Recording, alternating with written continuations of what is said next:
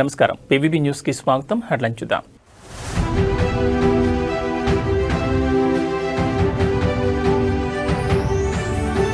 రాజమండ్రి వద్ద ఘోర ప్రమాదం, 3 బస్సులు ధ్వంసం.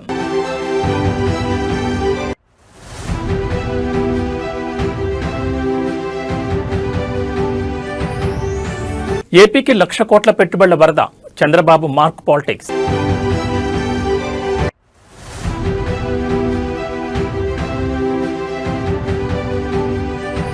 సిట్ విచారణకు హరీష్ రావు, తెలంగాణ రాజకీయాల్లో హిట్.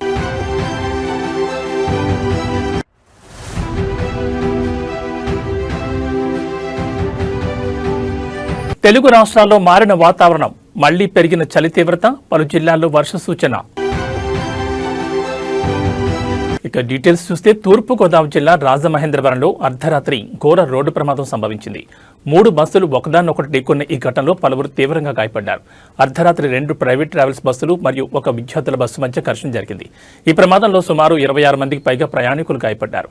క్షతగాత్రులను వెంటనే చికిత్స నిమిత్తం సమీపంలోని ప్రభుత్వ మరియు ప్రైవేట్ ఆసుపత్రిలో తరలించారు. అర్ధరాత్రి సమయంలో రోడ్డుపై దట్టమైన పొగమంచు లేదా అతివేగం కారణంగా ఈ ప్రమాదం జరిగినట్లు ప్రాథమిక సమాచారం అందుతోంది. 2 ప్రైవేట్ ట్రావెల్స్ బస్సులు వేగంగా వస్తూ ఎదురుగా వస్తున్న విద్యార్థుల బస్సును ఢీకొట్టాయి. ప్రమాదం జరిగిన సమయంలో బస్సులో ఉన్న ప్రయాణికులు భయాందోళనతో కేకలు వేశారు. స్థానికులు, పోలీసులు సకాలంలో స్పందించి బస్సులో చిక్కున్న వారిని బయటకు తీసి ఆసుపత్రికి తరలించారు. ప్రస్తుతం ఆసుపత్రిలో చికిత్స పొందుతున్న వారిలో 4 పరిస్థితి విషమంగా ఉన్నట్టు తెలుస్తోంది. పోలీసులు కేసు నమోదు చేసుకుని దర్యాప్తు చేస్తున్నారు.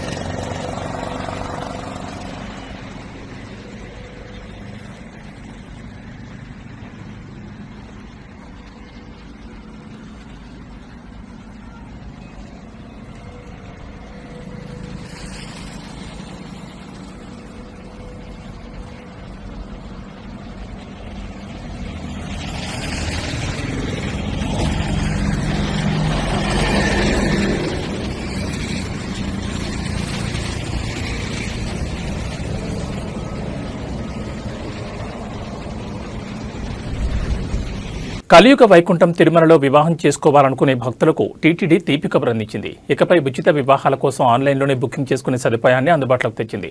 మరోవైపు సంక్రాంతి సెలవుల నేపథ్యంలో తిరుమలలో భక్తుల రద్దీ కొనసాగుతోంది. తిరుమలలో ఉచితంగా వివాహం చేసుకోవాలనుకునే జంటలు టీటీడీ అధికారిక వెబ్సైట్ ద్వారా స్లాట్ బుక్ చేసుకోవచ్చు. సంక్రాంతి పండుగ రద్దీ కారణంగా సర్వదర్శనానికి సుమారు 14 నుంచి 24 గంటల వరకు సమయం పడుతోంది. వైకుంఠం క్యూ కాంప్లెక్స్లోని అన్ని కంపార్ట్మెంట్లు భక్తులతో నిండిపోయాయి. శ్రీవారి సన్నిధిలో ఒక్కటవ్వాలనుకునే పేద మరియు మధ్యతరగతి భక్తుల కోసం టీటీడీ కళ్యాణ వేదిక ద్వారా ఉచిత వివాహాలు నిర్వహిస్తోంది. ఇప్పటి వరకు దీనికోసం నేరుగా వచ్చి నమోదు చేసుకోవాల్సి ఉండగా ఇప్పుడు భక్తుల సౌకర్యార్థం వెబ్సైట్లో ఆన్లైన్ బుకింగ్ సౌకర్యాన్ని ప్రారంభించారు. వివాహం చేసుకునే వధూవరులు తమ ఆధార్ కార్డులు, తల్లిదండ్రుల వివరాలతో పాటు వయసు ధృవీకరణ పత్రాలను అప్లోడ్ చేయాల్సి ఉంటుంది. వివాహం తర్వాత దంపతులతో పాటు వారి తల్లిదండ్రులకు ఉచితంగా శ్రీవారి దర్శనం మరియు లడ్డూ ప్రసాదం కూడా అందజేస్తారు. అయితే సంక్రాంతి సెలవులు ముగింపు దశలో ఉండడంతో తిరుమలకు భక్తులు పోటెత్తారు. సాధారణ భక్తులకు సర్వదర్శనం కోసం వేచి ఉండే సమయం క్రమంగా పెరుగుతోంది. చలిని కూడా లెక్క చేయకుండా భక్తులు క్యూ లైన్లో వేచి ఉంటున్నారు. రద్దీ దృష్ట్యా సామాన్య భక్తులకు ప్రాధాన్యతనిస్తూ టీటీడీ అధికారులు ఏర్పాట్లు పర్యవేక్షిస్తున్నారు.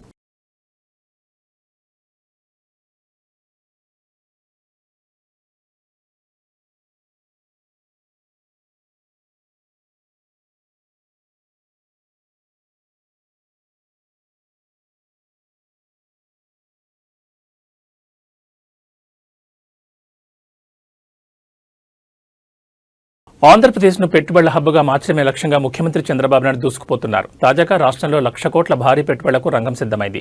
గూగుల్, ఐబీఎం వంటి దిగ్గజ సంస్థలతో ప్రభుత్వం జరిపిన చర్చలు ఫలించడంతో రాష్ట్ర ఆర్థిక ముఖచిత్రం మారబోతోంది. ఏపీ కేబినెట్ సుమారు 1,00,000 కోట్ల విలువైన పెట్టుబడి ప్రతిపాదనలకు ఆమోదం తెలిపింది. రాష్ట్రాన్ని దేశంలోనే ప్రధాన లాజిస్టిక్ హబ్గా మార్చేందుకు ఏపీ లాజిస్టిక్స్ ఇన్ఫ్రాస్ట్రక్చర్ కార్పొరేషన్ ఏర్పాటుకు గ్రీన్ సిగ్నల్ లభించింది. గూగుల్ భారీ డేటా సెంటర్, ఐబీఎంతో కలిసి అమరావతిలో క్వాంటమ్ కంప్యూటింగ్ సెంటర్ ఏర్పాటుకు ముందడుగు పడింది. ముఖ్యమంత్రి ముఖ్యమంత్రి Chandrababu Naidu speed of doing business నినాదంతో పారిశ్రామికవేత్తలను ఆకర్షిస్తున్నారు.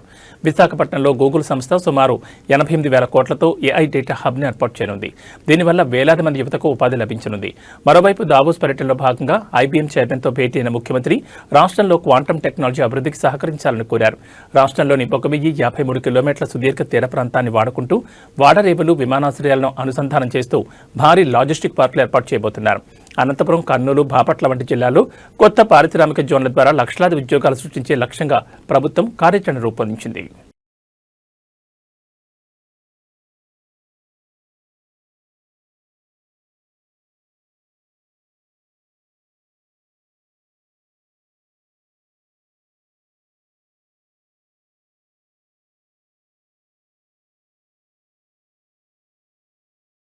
తెలంగాణ రాజకీయాల్లో పెను సంచలనం సృష్టించిన ఫోన్ ట్యాపింగ్ కేసు మలుపులు తిరుగుతోంది. ఈ కేసులో విచారణ ఎదుర్కొనేందుకు మాజీ మంత్రి, సిద్దిపేట ఎమ్మెల్యే హరీష్ రావు కొద్దిసేపటి క్రితమే సిట్ కార్యాలయానికి చేరుకున్నారు. నోటీసుల మేరకు జూబ్లీహిల్స్లోని సిట్ కార్యాలయానికి హరీష్ రావు చేరుకున్నారు. విచారణకు వెళ్లే ముందు ఆయన మీడియాతో మాట్లాడుతూ సంచలన వ్యాఖ్యలు చేశారు. రేవంత్ రెడ్డి ప్రభుత్వం కావాలనే కక్షాదింపు రాజకీయాలు చేస్తుందని ఆరోపించారు. గత ప్రభుత్వ హయాంలో అక్రమంగా ఫోన్ ట్యాపింగ్ పాల్పడ్డారన్న ఆరోపణలపై సిట్ అధికారులు ఆయనను సుదీర్ఘంగా ప్రశ్నించే అవకాశం ఉంది. ప్రస్తుతం సిట్ అధికారులు హరీష్ రావు స్టేట్మెంట్ను రికార్డు చేస్తున్నారు. ఇప్పటికే ఈ కేసులో పలువురు పోలీసు అధికారులను అరెస్ట్ చేసిన సంగతి తెలిసిందే. రాజకీయ నాయకులను కూడా విచారించడంతో ఈ వ్యవహారం ఇప్పుడు రాష్ట్ర వ్యాప్తంగా హాట్ టాపిక్ గా మారింది. నేనే తప్పు చేయలేదు, చట్టంపై నాకు నమ్మకం ఉందని హరీష్ రావు ఈ సందర్భంగా స్పష్టం చేశారు. రాజకీయ వేధింపుల కోసమే తనను ఈ కేసులోకి లాగుతున్నారని ఆయన మండిపడ్డారు.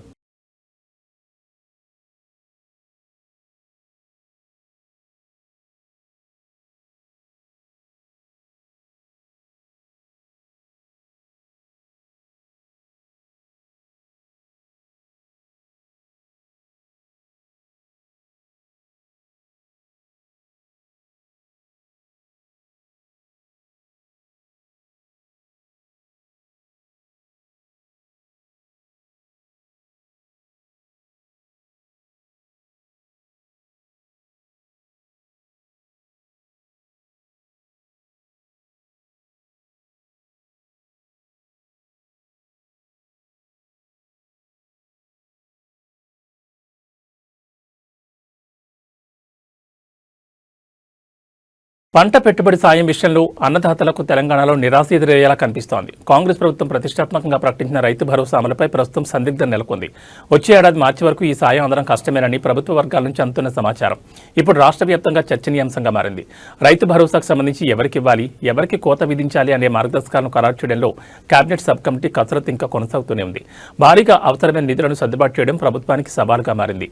గతంలో ఉన్న లోపాలను సరిదిద్ది కేవలం సాగు చేస్తున్న రైతులకు మాత్రమే ఈ సాయం అందించాలని ప్రభుత్వం భావిస్తోంది. దీనివల్ల లబ్ధిదారుల జాబితా తయారీకి సమయం పడుతోంది. సాధారణంగా వానాకాలం లేదా యాసంగ సీజన్ ప్రారంభంలోనే పెట్టుబడి సాయం అందాలి. కానీ ఇప్పుడు మార్చి వరకు గడువు పొడిగించబడే అవకాశం ఉండడంతో పెట్టుబడుల కోసం అప్పులు చేయక తప్పదని రైతులు ఆవేదన వ్యక్తం చేస్తున్నారు. ప్రతి ఎకరాకు 15,000 ఇస్తామని హామీ ఎప్పుడు నెరవేరుతుందా అని రైతాంగం కళ్లల్లో బొత్తులు వేసుకుని ఎదురుచూస్తోంది. ప్రభుత్వం ఈ పథకానికి సంబంధించి త్వరలోనే కొత్త పోర్టల్ను ప్రారంభించే అవకాశం ఉంది. దీని ద్వారా భూమి వివరాలు, సాగు వివరాలను అధికారులు క్షేత్రస్థాయిలో పరిశీలించనున్నారు.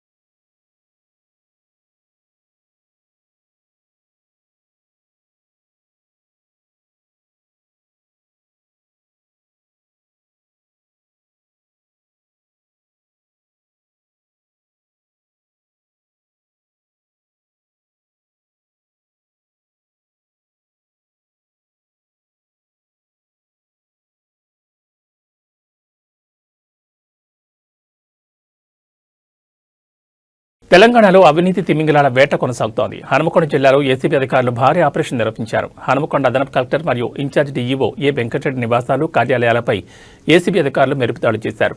ఈ సోదాల్లో అక్రమ ఆస్తుల చిట్టా బయటపడడం ఇప్పుడు రాష్ట్ర వ్యాప్తంగా సంచలనంగా మారింది. ఒక ప్రైవేట్ పాఠశాల అనుమతుల పునరుద్ధరణ కోసం 60,000 లంచం తీసుకుంటూ కలెక్టరేట్లోని వెంకటరెడ్డిని అధికారులు పట్టుకున్నారు. భారీగా భూములకు సంబంధించిన డాక్యుమెంట్లు, విదేశీ మద్యం బాటిళ్లను కూడా అధికారులు గుర్తించారు. ఈ కేసులో వెంకటరెడ్డితో పాటు విద్యాశాఖకు చెందిన junior assistant Manoj, senior assistant గౌసుద్దీన్లను కూడా ఏసీబీ అధికారులకు తీసుకుంది. వెంకటరెడ్డి అరెస్టు వార్త తెలియగానే హనుమకొండ కలెక్టరేట్ ఎదుట రైతులు బాణాసంచా కాల్చి సంబరాలు చేసుకున్నారు. నేషనల్ హైవే భూసేకరణ విషయంలో తమను ఇబ్బందులు గురిచేశారని ఇప్పుడు ఆయన ఏసీబీకి దొరకడంపై హర్షం వ్యక్తం చేస్తున్నారు.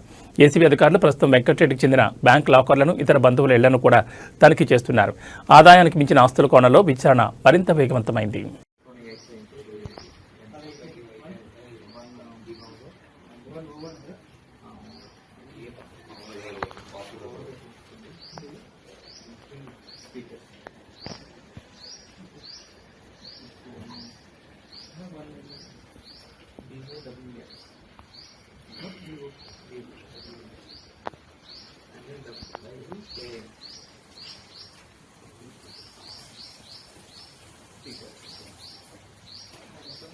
అంతరిక్ష పరిశోధనల చరిత్రలో ఒక అద్భుతమైన అధ్యాయం ముగిసింది. దశాబ్దాల పాటు నింగిలో విహరించి నారీ శక్తికి నిలువుటద్దంగా నిలిచిన భారత సంతతి వ్యోమగామి సునీత విలియమ్స్ తన సుదీర్ఘ అంతరిక్ష ప్రయాణానికి స్వస్తి పలికారు. సుమారు 27 ఏళ్ల పాటు నాసాలో విశేష సేవలందించిన ఆమె నేడు పదవి విరమణ చేస్తున్నట్లు ప్రకటించి ప్రపంచవ్యాప్త అభిమానులను భావోద్వేగానికి గురిచేశారు. తన 27 ఏళ్ల కెరీర్లో సునీత విలియమ్స్ అసాధారణ విజయాలు నమోదు చేశారు. అత్యధిక సార్లు స్పేస్ వాక్ చేసిన మహిళగా ఒకప్పుడు ఆమె ప్రపంచ రికార్డు సృష్టించారు. ఆమె మొత్తం 7 సార్లు స్పేస్ వాక్ చేశారు. అంతరిక్షంలో అత్యధిక రోజులు గడిపిన మహిళా వ్యోమగాముల్లో ఒకరిగా ఆమె చరిత్ర సృష్టించారు. తన ప్రతి ప్రయాణంలోనూ భగవద్గీతను, సమోసాలను వెంట తీసుకెళ్లి తన భారతీయ మూలాలను గర్వంగా చాటారు. ఆమె తన చివరి మిషన్లో భాగంగా బోయింగ్ స్టార్లైనర్ నౌక ద్వారా అంతర్జాతీయ అంతరిక్ష కేంద్రానికి వెళ్లారు. సాంకేతిక లోపాల వల్ల ఆమె అక్కడ అనుకున్న దానికంటే ఎక్కువ కాలం గడపాల్సి వచ్చినప్పటికీ మొక్కబోని ధైర్యంతో ఆ సవాళ్లను ఎదుర్కొన్నారు. నేడు భూమికి తిరిగి వచ్చిన అనంతరం తన విశ్రాంత జీవితాన్ని ప్రకటించారు.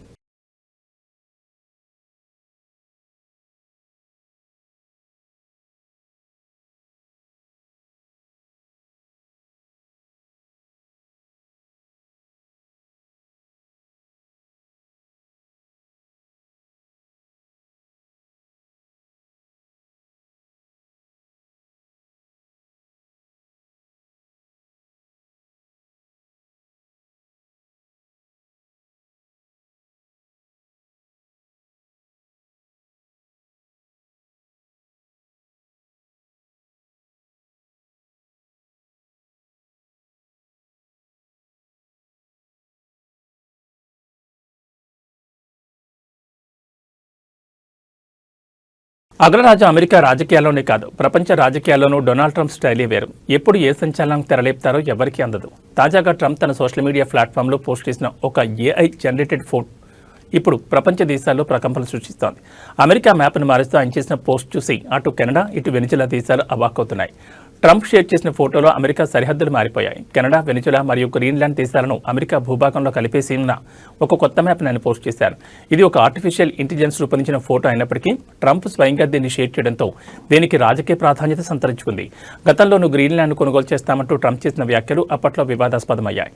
ఇప్పుడు ఏకంగా మ్యాప్లోనే కలిపేయడం ఆయన అమెరికా ఫస్ట్ సిద్ధాంతానికి పరాకాష్ట అని విశ్లేషకులు భావిస్తున్నారు.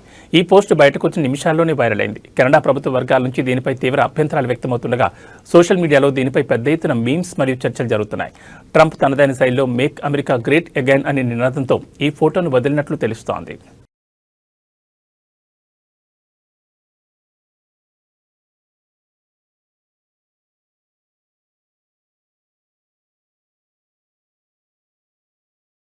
భారతీయ స్టాక్ మార్కెట్ చరిత్రలోని అతిపెద్ద ఐపీఓకు రంగం సిద్ధమైంది. అపర కుబేరుడు ముఖేష్ అంబానీ నేతృత్వంలోని రిలయన్స్ జియో పబ్లిక్ ఇష్యూకు రాబోతోంది. సుమారు 37,000 కోట్ల నిధుల సమీకరణ లక్ష్యంగా రాబోతున్న ఈ మదర్ ఆఫ్ ఆల్ ఐపీఓ కోసం ఇన్వెస్టర్లు కళ్ళు కాయలు కాచాలు ఎదురుచూస్తున్నారు. 2026 మొదటి అర్ధభాగంలోని ఈ మెగా ఐపీఓ మార్కెట్లోకి వచ్చే అవకాశం ఉందని తాజా సమాచారం. ఈ ఐపీఓ ద్వారా జియో సుమారు S4 బిలియన్ల నుంచి S4.5 బిలియన్ల నిధులను సేకరించాలని భావిస్తోంది. ఇది గతంలో హ్యుండాయ్ మోటార్ ఇండియా సృష్టించిన రికార్డును మించిపోయే అవకాశం ఉంది. అంతర్జాతీయ ఇన్వెస్ట్మెంట్ బ్యాంకుల అంచనా ప్రకారం జియో ప్లాట్ఫామ్స్ విలువ దాదాపు S180 బిలియన్లు. భారీ కంపెనీల కోసం సెబీ తన నిబంధనలను సడలిస్తోంది. 5% వాటాకు బదులుగా కేవలం 2.5% వాటాను విక్రయించడం ద్వారా ఈ నిధులను సేకరించాలని అంబానీ ప్లాన్ చేస్తున్నారు.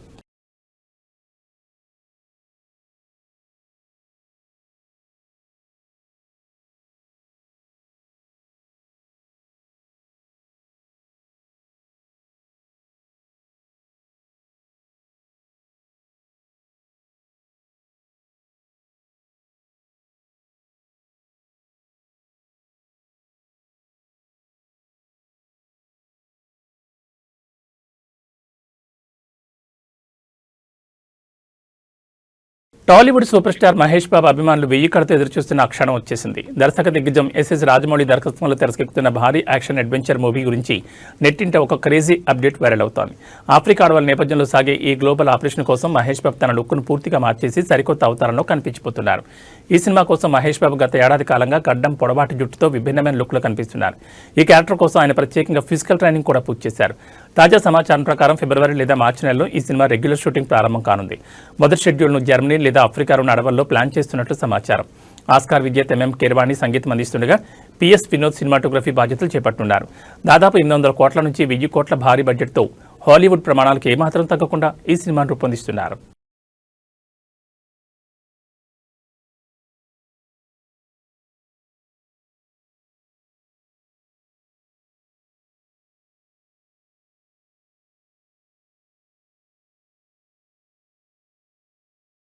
క్రికెట్ అభిమానులకు అసలైన మజా షురూ కాబోతోంది. రేపటి నుంచి భారత్ మరియు న్యూజిలాండ్ జట్ల మధ్య తీన్మార్ టీ20 సిరీస్ ప్రారంభం కానుంది. సొంత గడ్డపై కివీస్ను ముప్పుతిప్పలు పెట్టేందుకు కుర్రాళ్లతో కూడిన టీం ఇండియా సిద్ధమైంది. ఈ సిరీస్ను విజయంతో ప్రారంభించాలని పట్టుదలగా ఉన్న యువ కెప్టెన్ శుభ్మన్ గిల్ తుది జట్లో ఉండబోయే మార్పులపై ఈ రోజే మీడియాకు స్పష్టతనిచ్చారు. శుభ్మన్ గిల్తో పాటు మరో యువ సంచలనం అభిషేక్ శర్మ ఇన్నింగ్స్ను ఆరంభించే అవకాశం ఉంది. తనతో పాటు యశస్వి జైస్వాల్ కూడా అందుబాటులో ఉండడంతో ఓపెనింగ్ స్థానంపై గిల్ ఆసక్తికర వ్యాఖ్యలు చేశారు. పేస్ గుర్రాలు రవి బిష్ణోయ్ మరియు హర్షదీప్ సింగ్లు ప్రధాన అస్త్రాలుగా బరిలోకి దిగనున్నారు. పిచ్ కండిషన్ బట్టి ఎక్స్ట్రా స్పిన్నర్ అవసరమా అనే దానిపై రేపు ఉదయం నిర్ణయం తీసుకుంటామని గిల్ తెలిపారు. సంజు శాంసన్ మరియు రింకు సింగ్ ఫినిషనర్లుగా తమ పాత్రను సమర్థవంతంగా పోషిస్తారని కెప్టెన్ ఆశాభావం వ్యక్తం చేశారు. న్యూజిలాండ్ జట్లో కూడా మార్క్ చాప్మన్, గ్లెన్ ఫిలిప్స్ వంటి ప్రమాదకర బ్యాటర్లు ఉండడంతో రేపటి మ్యాచ్ హోరాహోరీగా సాగడం ఖాయంగా కనిపిస్తోంది. గిల్ కెప్టెన్సీలో ఈ కుర్ర జట్టు కివీస్ కోటాను ఎలా బద్దలు కొడుతుందో చూడాలి మరి.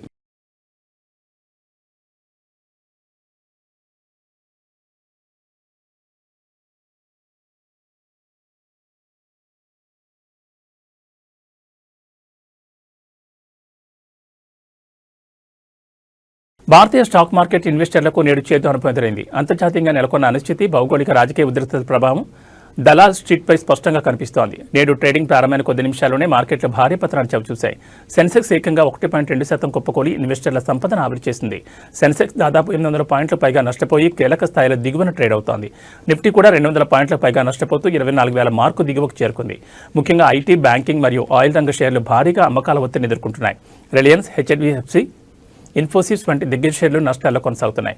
అమెరికా మార్కెట్లలో నిన్న చోటు చేసుకున్న పతనం ఆసియా మార్కెట్లపై తీవ్ర ప్రభావం చూపింది. ఫెడరల్ రిజర్వ్ నిర్ణయాల నేపథ్యంలో విదేశీ ఇన్వెస్టర్లు భారత్ వంటి ఎమర్జింగ్ మార్కెట్ల నుంచి నిధులను వెనక్కి తీసుకోవడం, అంతర్జాతీయ మార్కెట్లో క్రూడ్ ఆయిల్ ధరలు పెరగడం రూపాయి విలువపై ఒత్తిడిని పెంచుతోంది.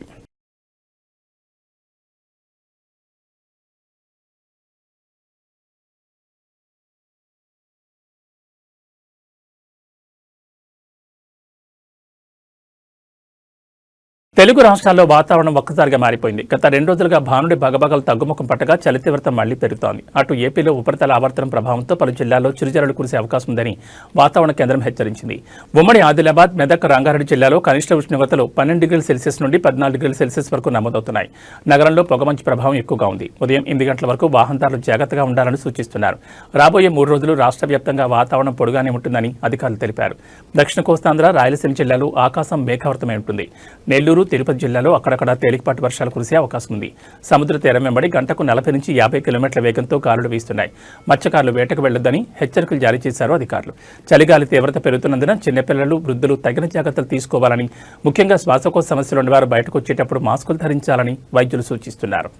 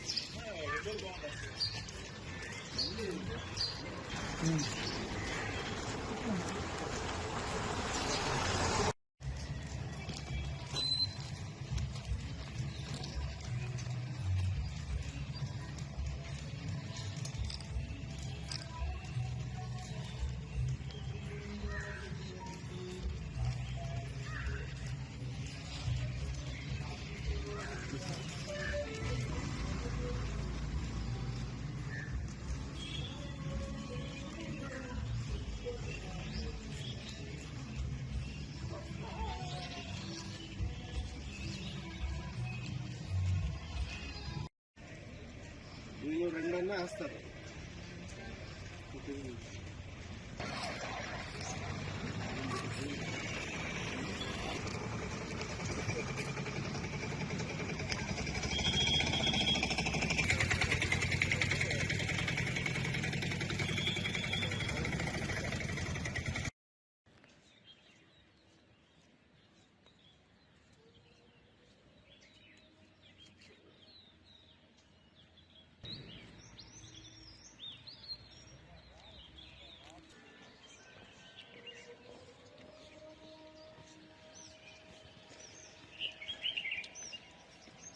ఏబీ బులెటిన్ విశేషాలు. నమస్కారం.